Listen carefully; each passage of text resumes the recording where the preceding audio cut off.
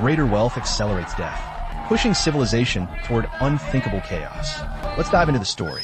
Laura, our protagonist, is a film industry legend who rose from remote mountains. Through years of struggle to become a sought-after screenwriter, her newfound wealth barely qualifies her among the elite. When reuniting with her disheveled husband Robert, she bluntly proposes divorce. He erupts in rage, but Laura remains unfazed, focusing instead on her next career milestone. Her company plans an Alaskan venture, where Laura, as lead executive, will receive a substantial equity stake. Company arrangements propel her onto a private jet to Alaska that very night. Yet her status doesn't warrant exclusive aircraft privileges. She shares the cabin with corporate colleagues, including a bald executive who scans his tablet with mocking amusement. An oil tycoon mysteriously died today. This week, his Forbes ranking climbed 3 spots. Laura forces a chuckle, but freezes at his unnaturally white teeth. She quickly masks her unease, dismissing it as eccentric vanity.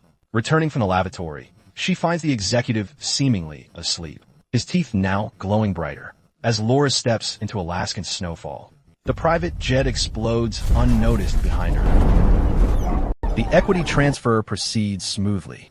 Laura signs off and received 30% equity in the newly formed company. Yet, she never imagined this fortune would become her death warrant. On this return trip, Laura could no longer travel by private jet. The moment she exited the airport, her assistant delivered shocking news. Over recent days, over a dozen Forbes, including several executives from their company, rumors swirled about a bizarre virus infecting them, where wealth accelerated death. Laura shuddered, joking she was merely middle class, and surely not at risk. En route, Laura arrived at a charity auction, a prime venue for networking with elites. To seize attention, she bid £50,000 for a painting, then drove it to £2 million in an Austin. Though pained, she consoled herself. This money reaches African refugee camps. Karma for good deeds. Suddenly, she noticed the tycoon's unnaturally gleaming teeth. Recalling her flight trauma, Laura froze mid-shock as a wealthy attendee convulsed and collapsed lifeless. This marked the virus's explosive spread, billionaires perishing globally. Some claimed global terrorism, but victims shared one trait: inexplicably luminous teeth. Though unexplained, the wealth virus became the prime suspect. Many tycoons began transferring assets, and a surge of charitable donations erupted. Rumors were swirling everywhere. Nations moved to quarantine wealthy individuals showing symptoms, as no one knew if the virus was contagious. The relentless news barrage rattled Laura, yet she clung to the belief her wealth wasn't substantial enough. But at corporate HQ, Laura witnessed an absurd the CEO's heir raging in his office, disowned by his family, while corporate assets were funneled into his private fund. Clearly, the dynasty was dodging the wealth virus.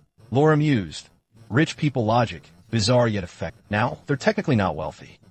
Then, the heir's teeth flashed unnaturally white. Laura felt an icy dread. No loopholes could deceive the wealth virus. Private fund holdings counted as personal wealth. Remembering her startup shares, so she immediately called her partners. Shockingly, their shares had skyrocketed as panicked elites liquidated assets.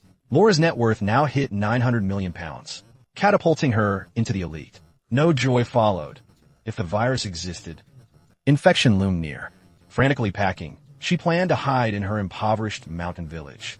No wealth, no virus, or so she thought. Suddenly, the doorbell rang out. Laura opened the door to find soldiers in hazmat suits. Her assets had breached the critical threshold. Authorities were set to transfer her to a containment camp. Laura claimed she needed to gather personal belongings, then turned and fled through the window. Locked up with billionaires? That's suicide. Infection risk would skyrocket. All flights were grounded amid the city's emergency lockdown. Laura ordered her assistant to secure a private jet home. Dozens of wealthy escapees had the same plan. The tarmac swarmed with panicked elites.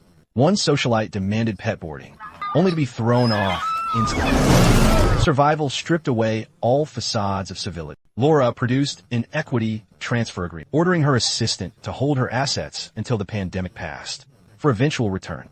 The normally obedient assistant refused the muttered curses and walked away. Laura boarded the helicopter in a daze, recalling her remote hometown. She called her estranged husband for pickup. He'd just received divorce papers and was furious.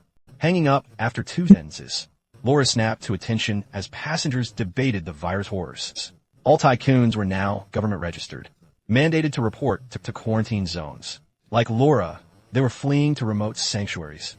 Suddenly, a magnate's teeth started glowing, plunging the cabin into chaos. Passengers fearing contamination. Someone opened the cabin door. Suddenly, someone lashed out with a kick, sending both him and the wealthy woman he was shoving off the plane. All the passengers breathed a huge sigh of relief, yet no one blamed the person who had acted. A few hours later, the plane reached its destination. Laura nervously called her husband. She saw the nearby city was in chaos. She feared he might abandon her, leaving her stranded there. Luckily, he soon arrived in a beat-up car. Laura got in without a word, but as they neared the city, a checkpoint blocked the road. Laura was stopped for document check. If caught, she'd be sent to quarantine. As they froze in panic, a runaway truck smashed into the checkpoint. Quick thinking, Rob grabbed Laura and escaped in the chaos. As the pandemic worsened, wealthy elites panicked. They tried selling or donating assets, but found no takers. Meanwhile, the poor grew bolder, openly driving out the rich, fearing infection. Scanning online news, Laura realized they'd entered the mountains. Far from a noise, life was peaceful. Her daughter played in the mud with friends. Laura scowled. This is why she fought tooth and nail, to stay in the city. But her mother loved it. In big cities, people scheme all day. No time to truly relax. Laura stayed silent. They'd had this argument many times. She couldn't persuade the stubborn old woman to change her mind. That night, Laura told her husband that she felt relieved seeing their daughter and her mother. She planned to leave early the next morning since the massive stock transfer hadn't gone through, and she could contract the wealth virus at any moment. She worried about potentially infecting the family. Rob shook his head, rejecting Laura's plan. What our daughter needs most is her mother, he argued, adding that it wasn't even clear if the virus was contagious. But then, the village chief rushed over to inform them that Laura must leave immediately. The villagers feared being infected. Even as Rob argued until his voice gave out, he couldn't ease the villagers' fears. Concerned about her daughter being alone, Laura's mother decided the family would relocate and leave with Laura. The chief handed them a letter of introduction, directing them to seek refuge with her brother in Tanzania. East Africa, he noted, hadn't seen any wealth virus outbreaks. After a night at sea, Laura was jolted awake by blink. The sea was dotted with cruise ships as far as she could see. They weren't the only ones fleeing to Africa for safety. Laura touched her watch, struck by how quickly things can change. Where people once desperately chased wealth, now they saw it as a scourge. Days later, as they neared the African coast, patrol boats suddenly swarmed the waters. African authorities had ramped up patrols to intercept the surge of European stowaways. Laura's family was detained in an island refugee filled with other wealthy Europeans. Now he's fighting desperately over a few bags of bread. Laura couldn't accept this reality, stating she had previously donated funds to African refugees, hoping they would escort her to Tanzania. However, the staff member shook his head vigorously. No status matters in this camp. To get food, you have to fight for it every morning. Laura's family had become part of the refugee camp, so they found a dilapidated fishing boat by the shore. The couple was about to sleep when Laura sent something off with her husband. After persistent questioning, she discovered he was infected with the wealth virus. It turned out Rob had secretly signed the equity transfer agreement, transferring all of Laura's assets to himself. After all, neither Laura's daughter nor mother could live without her. And only then did Laura realize her husband's greatness. Recalling her arrogant demeanor when she was wealthy, a deep sense of guilt washed over her. It turns out many things can't be measured by money. Suddenly, shouts erupted from the fishing boat.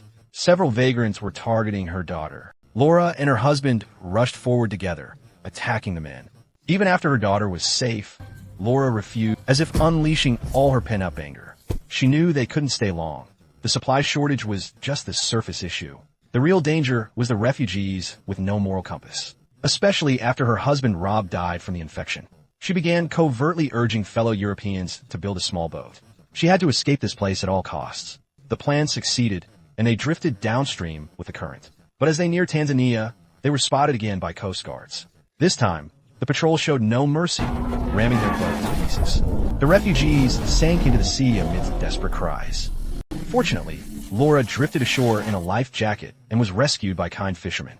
Without catching her breath, she fled the scene to evade the patrol. Finally, with a villager's help, Laura transformed into a local wealthy woman.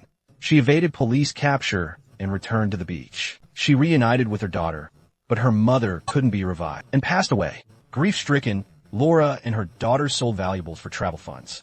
They reached the village recommended by their hometown chief, only to find a primitive tribe. Tribe members lived by hunting and fishing, requiring all electronics to be donated for communal use. To assimilate, Laura reluctantly surrendered her sole luxury item. Her life was spared after giving up the expensive watch, but she chafed at this monotonous existence. Laura collected seashells, polishing them with metal to a smooth luster. These natural ornaments proved irresistible to tribal women. But Laura wouldn't give them freely. She demanded her watch in exchange. She was introducing capitalism to the primitive tribe.